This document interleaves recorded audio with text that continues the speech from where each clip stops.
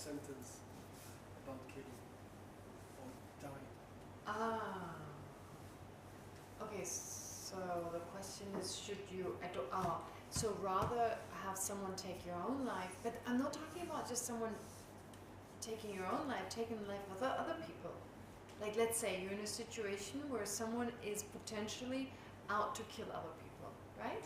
I mean, what we saw in Paris, for example. So you see, like, let's say you see someone come out with a weapon and he's about to kill indiscriminately. And you have a weapon. What are you going to do? So it's not just, Demolition was just talking about, okay, if your own life is in danger, yeah, I mean, the life story of the story of the Buddha in the Jataka tales, by the way, Ashvash Ghosha is the one who put together those 34 Jataka tales. He's famous for that, Aryasura or Ashvash Ghosha. He's also famous for collecting those 34 Jataka tales that are usually taught. If the Jataka tales are taught, it depends on that text. Anyway, so of those Jataka tales, there's the one tale of the Buddha killing one person in order that that person doesn't kill 499 people. It's not about this person not killing the Buddha, because that's all right. So here we're talking about a specific situation when someone is out to kill other people. What are we going to do? So is it admissible in that moment to kill that person if there's no other opportunity than killing that person with compassion? It's difficult, very difficult. But this is different to the situation I described previously was not about your own life, self-defense, that really means, but other defense, in the case of other defense. Okay? And especially when you know they're about to kill lots and lots of people. Like you see them, like, I'm trying to think, like they just came out of the theater, they've just killed lots of people in there, and this guy is walking, maybe not even towards you, so it's not about saving your own life, and you have a clear shot. What are you going to do? For their own benefit. For their benefit. I mean, come on, if they kill another 30 people, that's a lot of time spent in a horrible state they're going to experience. And of course the potential suffering that the victims, survivors will have. For their benefit. I guess it's, I don't know what I would do. I'd have a vow not to kill. Very difficult. I would lose my vow. Yeah. I would lose my ordination. I guess I would. Yeah.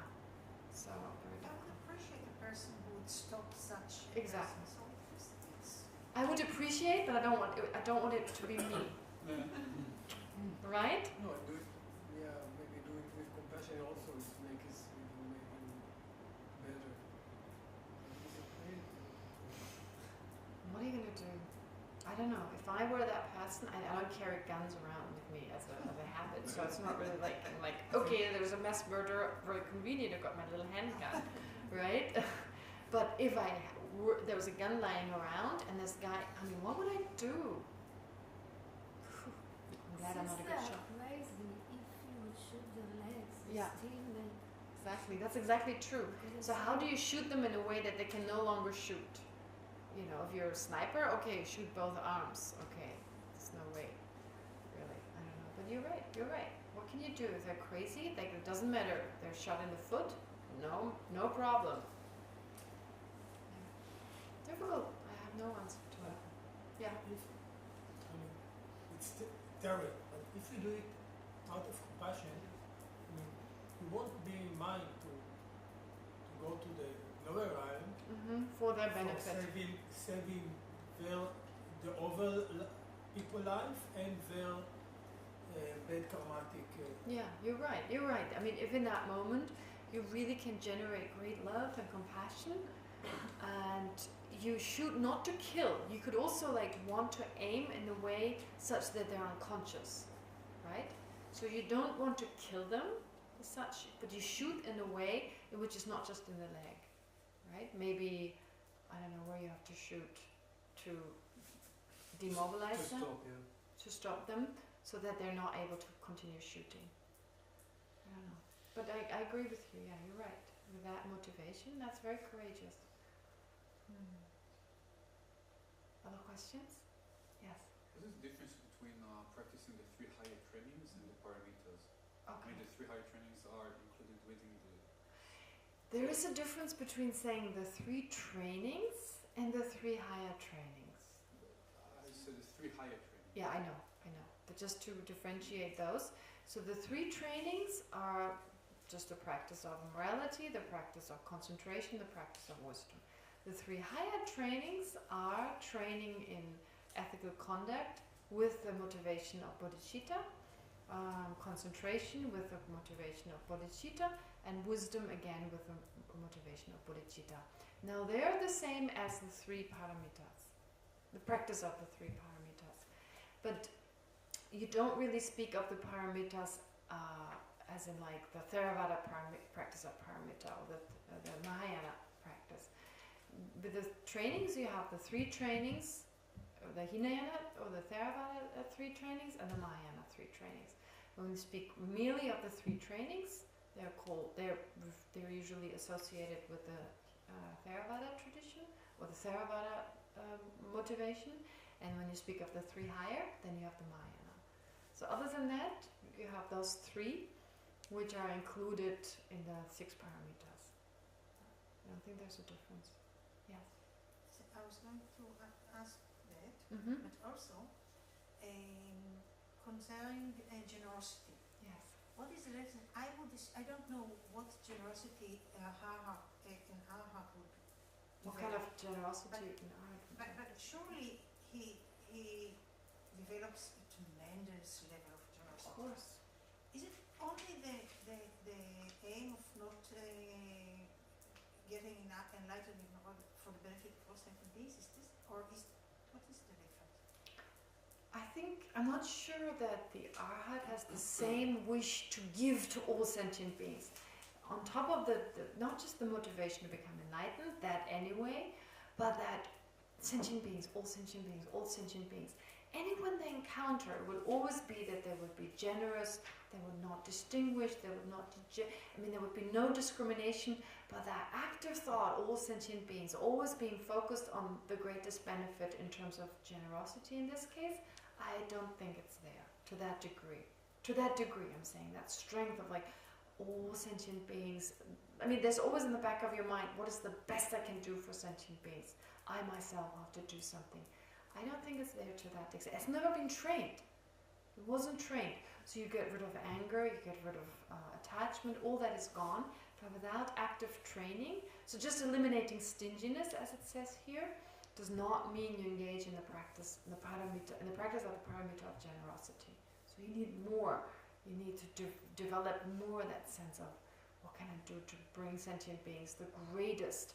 And here, when we talk about the generosity, it's not just material things, fearlessness, it's also the Dharma. So then really it's enlightenment is already included that on the greatest level, on the highest level.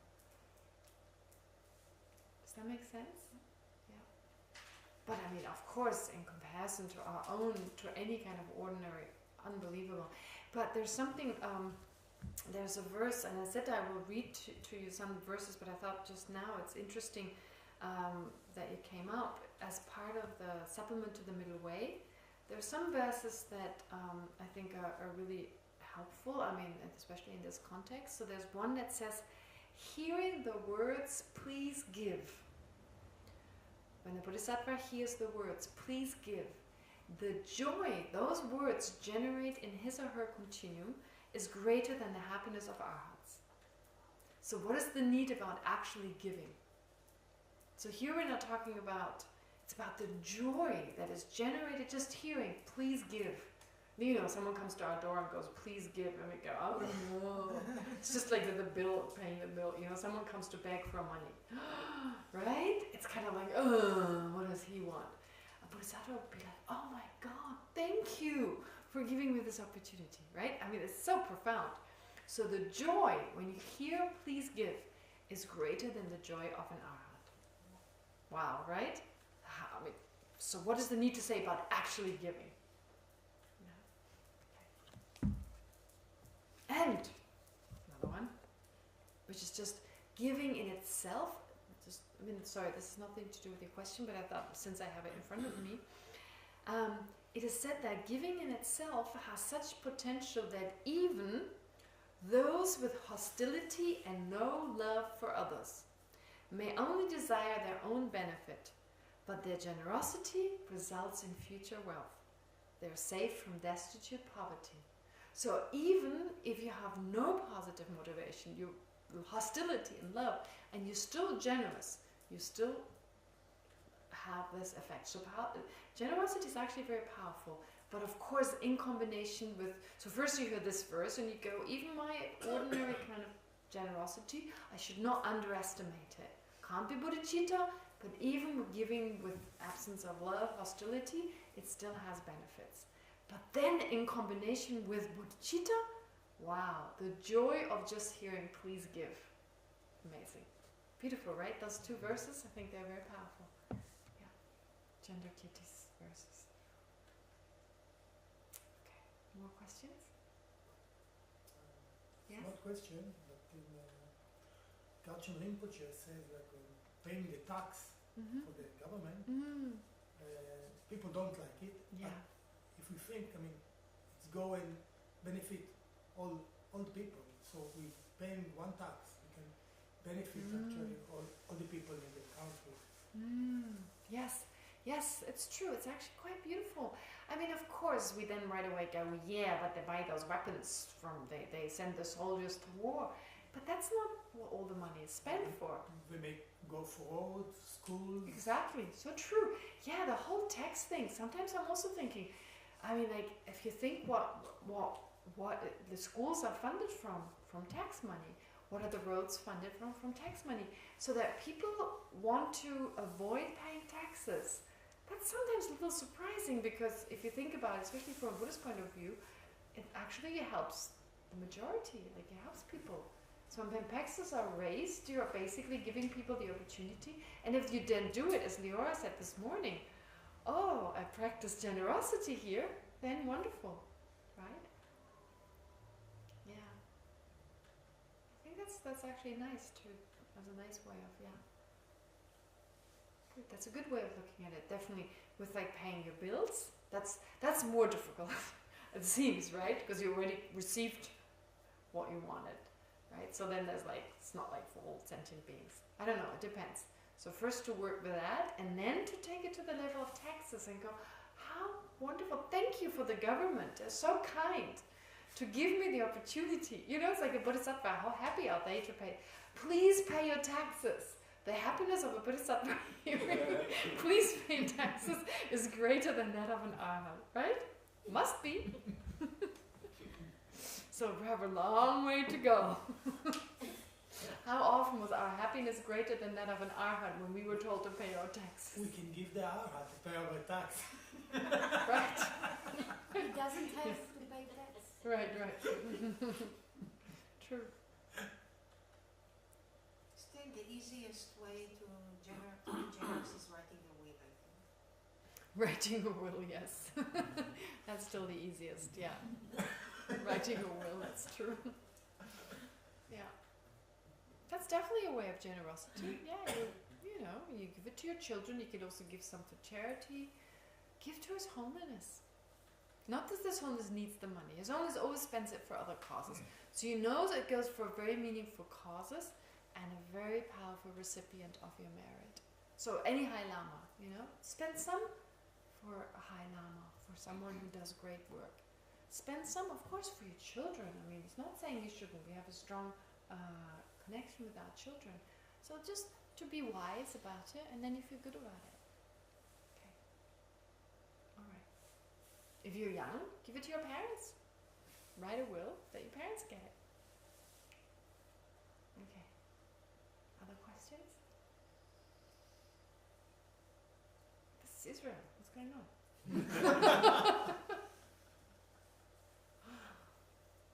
Objections? Disagreements, please? The video games that people play, the children play today, the war games. Yeah, I sometimes wonder about those. Again, in the United States, you've heard about California, the shooting? Gosh, it happens so often. What's going on? It's not just the weapons. It's not just having weapons freely available. I don't think it's just that. I spoke to some Americans, they said that it has to do also with a lot of mental disease that's not addressed. The ability, I mean, not everyone has the opportunity to be treated because of the health system. That is a problem. A lot of people who have got PTSD because of the many wars that happened ever since the Second World War. I mean, there's so many wars that America fought. But what else could it be? The video games? I mean, I remember when this Columbia High School, when there was the Columbia High School shooting, they talked a lot about this one video game that they played a lot that was said to be very graphic, and when you shoot someone, it's like you see blood, and it seems like it's so real that it desensitizes you, that when you actually shoot a person, it's just a repeat of your video game. So it desensitizes you to such a degree. I wonder. I don't know. I don't know. I don't think that is the reason why you kill someone, but it may be easy to do it because you're used to it, like blood splashing and people go, "Wah," and then their faces disappear or whatever. I don't know. I've seen these videos. I've seen them like there. Boy, I think it was in that context of that shooting. They're pretty graphic. Not like when we had video games, my sister and I. Our first video game were 2 sticks and a white thing going back and forth. Ding, ding, ding, bong, ding, ding, ding. Went on for hours. Anyway, so yeah, I don't know. Maybe if we have children, to not let them play those kind of violent video games. There's a very cute ones, you know. Yeah, kind of cute ones. I don't know how non-violent Angry Birds are. Throwing birds back and forth. my nephew always plays Angry Birds. He's cute, really good at it. Anyway, yeah. So maybe, I don't know, there hasn't been enough research. We find out when those kids who play them have grown older. It's like one of those things, but I would probably not encourage my children to play those. Yeah. About refraining from inaction. Restraint or refraining? Yeah, the first level, Mhm. category of restraint. conduct. Mm-hmm. Then, you see, not doing an action Mm-hmm. or refraining from Negative action. a negative action, refraining from a negative action, having a vow Yeah. means that every moment I actually Accumulate virtue. accumulate the virtue of not Breaking it. not breaking, or actually not doing the action. Because you see Yeah, because you see, there's different ways of breaking a vow. There's like infraction. It's Yeah. not actually breaking the vow. I mean, you Yeah, see that okay. in order to have the virtue of non-killing, Yeah. one needs to be in a position when he might kill, but he's not. He's restraining himself. restraining Yes. himself. So having the vow. Having the vow. That's It's different. the same. It's not the same as not killing or so on. No, there's some virtue in itself. So at nighttime, for example, well, you're not going to kill. You're deep asleep. So really, this is not the time. But having the vow, I mean, of course, if you don't have the opportunity and you still refrain from killing, that is also in itself, if you have the wish not to kill. You see, like a soldier who wants to kill, and then there's just no opportunity. I don't think it's virtuous just because there's no one around to kill.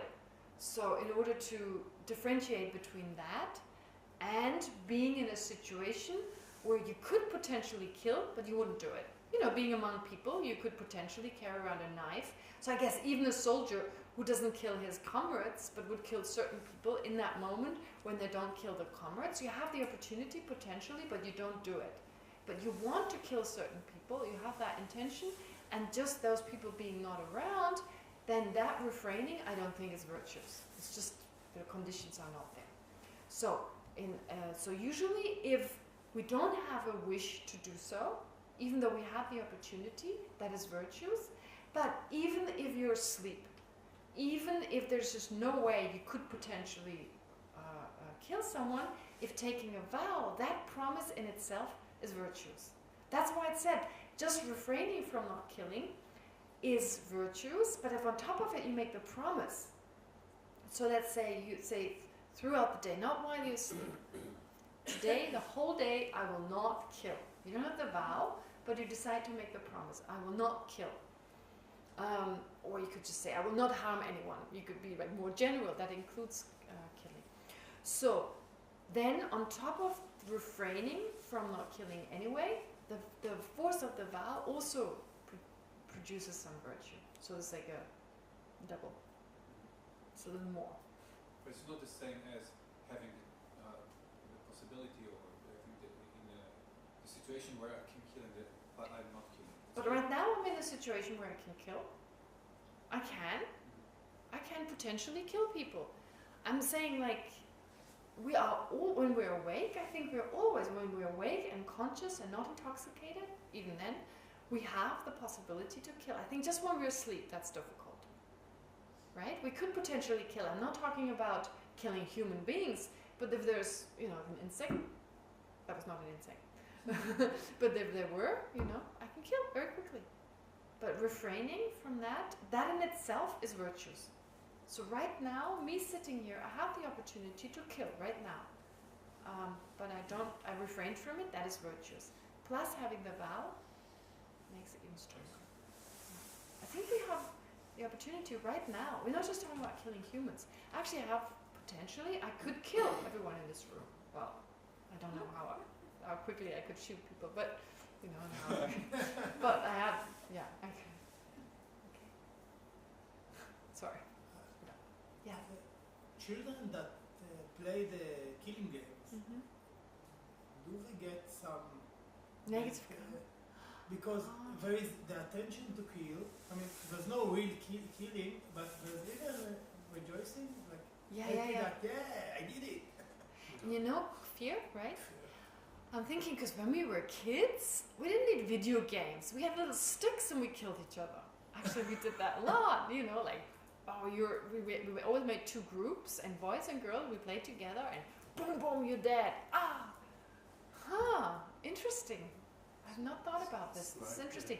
I certainly remember having great fun pouring hot water over ants, boiling water. You know, my mom, when she looked after her balcony, you know, she would always take hot boiling water and she would kill the ants in that way. And sometimes I would do it, and I'd be like, yeah, woo, and I enjoyed doing it. Terrible. Children, I work in kindergarten, and children for 3-4 years old. Yeah. Every year, at least 3 to 4 children from 24 that looking when we see, I don't know, an ant or insect or beetle, they need to smash it. Yeah. I was just like to that. see what's happening. Yeah. I was just like that. So we kill anyway. I mean, not everyone. I was like that. I remember that ant killing thing. But not anything bigger than an ant. That was like, that was weird. That wouldn't I do. I wouldn't have killed a mouse or a cat or something. I wouldn't have done that. But little insects, yes. And then there's this game. So there's definitely a non-virtue in killing. I'm just trying to make a point that as children, we do accumulate the karma of killing. Now, if you play, you're not really, I mean, you know they're not really killing. I don't think you think you're really killing someone. It doesn't go to that degree. It's like the monk who dreamed about somebody. Exactly. So it's not, there may be I don't even know, there's not even anger there. There's like, it's not, I don't think I was angry when I shot Well, my you neighbor. should see my son playing, because when he doesn't succeed, he's really angry. That would be also when he's not killing. There's a lot of emotion when playing the game. But then when you play football or basketball, they also get. So that's just for losing. I don't think it has to do with the killing. Now it's an international play. When you play, you're not playing on your own. You play. You talk about video games or about sticks? Computer games. Okay. You play. It's a video game, but the computer they play with. It's multicultural, multi-country. All the world people play together, and they two groups, and they're killing each other. Like we were boys, but they play it for hours with beautiful music, and the graphic is beautiful. Very tempting. You see, I think we just have to watch our mind, you know? If in that situation it's just like a game and you're not actually thinking, I'm killing human beings, you don't take it serious. I don't know what effect it has on the mind. Really hard to tell. I guess you just have to check if your mind is like, you become more aggressive. You can right away tell. As an adult, I think you can tell whether you become more aggressive. I don't know. I mean, I wouldn't encourage it. But like I'm thinking like when we were children, I mean we were like, splash blood, you're on the floor. We would talk like that, you know. Your head is gone. But we would have played it half an hour for 1 week, not hours a day. That's the difference, I think. We played it for quite a long time. I mean, the summer holiday, we would play it for hours, right? Killing, I mean, like the sticks and like, I mean, not like all the time. I played with my Barbies too. I loved Barbies. I did that, but you know, I was also busy, depending on who was in charge. Then I had to also kill, and I enjoyed that. I don't know. I'm sure there's some negativity there. Children playing with one another anyway. There's competitiveness, there's anger, there's attachment. It all comes in. Yeah. According to the law of karma, Yes. there's no difference between the intention of a grown-up person or a baby. The intention is intention. I mean, No, I mean, you know what the actions of your consequences are. You know what the consequences of your action are. I think it's not that simple. I don't even think children really generate the wish to kill. But you know, I had something really weird happen to me. I'm really embarrassed to tell you, but we used to play, but it wasn't really that terrible, but I was really scared. I mean, later on I thought how scary that was. We used to play on like building sites, like where I lived, there were a lot of houses were built, and we used to play on those building sites. We're not allowed to, but we did anyway. And I remember one time there was like a boy, he was hanging on, and we were supposed to, there was like this deep step going down, and they were supposed to pull him up. And I was thinking, what happens if I just drop him? And I did. I dropped him. And he fell down and he hit his chin and he had stitches. I just did that. It was an experiment, actually. I still remember, like, you know, it was like so deeply, like my parents always, like, it was so strong, you have to save. But I never tried the opposite. It's always like you have to help people. You have to pull them up. What about I drop him? I dropped him. I still remember his name, Thorsten. I dropped Thorsten, and he had needed stitches in his chin. I don't know. He never made a big deal out of it. I was never punished for it. He ran home. He went to the hospital and had stitches. Maybe he never played with me again. I'm not aware. But I was growing up. I was thinking, oh my God, I could have killed him. If he had fallen in the wrong way, I just dropped him. I intentionally dropped him. But it was not like I want him to suffer. I just thought, I'm curious what happens. And then I'd go. So that was definitely negativity. But not because I was thinking, I want him to go to hospital, I want him to suffer. That was not my intention. I didn't want him to suffer. I was just curious. Sorry. I think when children kill insects, it's the same reason. They want to see what's happening. It's not like you hate the insects. And they don't know about, like, living and dying. It's something very It's gray. And I know one day, one of the boys came. I found a cat, and he was holding the nail of a cub cat. He died it was the winter time. Probably it was cold and he was dying. And he didn't mind that this cat is dead. I mean, not even fear of a corpse. No. Yeah. Yeah, the children, it's like they don't understand really. So, but what about children who take a gun and kill other children? Wow. I mean, I've just read this somewhere, I guess, on the newspaper. About 5 or 6 years old. Yes, or 12-year-old one. Wasn't that with the stabbing? There was like a girl was stabbed because there was some kind of fictive, fictionist, what's the word, like a figure that doesn't even exist, but it was like some kind of murderous figure, and they wanted to please this figure, and they enticed a girl. They kind of took her into a forest. She was their friend. They had a sleepover together at that night, and the two girls decided they're going to kill her, and they stabbed her 29 times. And the girl was able to get out of the forest. She was saved, but those two girls went to prison. They were 12 and 13.